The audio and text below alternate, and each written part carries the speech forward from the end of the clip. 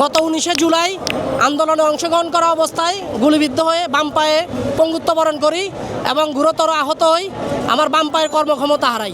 আমি ইন্টারিমকে আসলে বলতে চাই, আজকে 10 মাস পরে আমরা যারা আহত হয়েছি, 2000+ শহীদের রক্তের বিনিময় এবং আমরা যারা পঙ্গুত্ব বরণ করেছি প্রায় 30,000+ পঙ্গুর রক্তের বিনিময় যারা ক্ষমতায় আসছে ইন্টারিম গভর্নমেন্ট, এটা আমি বলবো তাদের ব্যর্থতা। এই কারণে বলবো, আজকে প্রায় 10 মাস চলতেছে, 10 মাস পরে এসে আমরা অসুস্থ অবস্থায় কেন আওয়ামী লীগকে নিষিদ্ধ করার জন্য রাস্তায় নামতে হলো, সেটা ইন্টারিম গভর্নমেন্টের ব্যর্থতা। আওয়ামী লীগকে নিষিদ্ধ করা 5ই আগস্টের পরে 24 ঘন্টার মধ্যে আওয়ামী লীগকে নিষিদ্ধ করা এবং গণহত্যার বিচার হওয়া উচিত ছিল।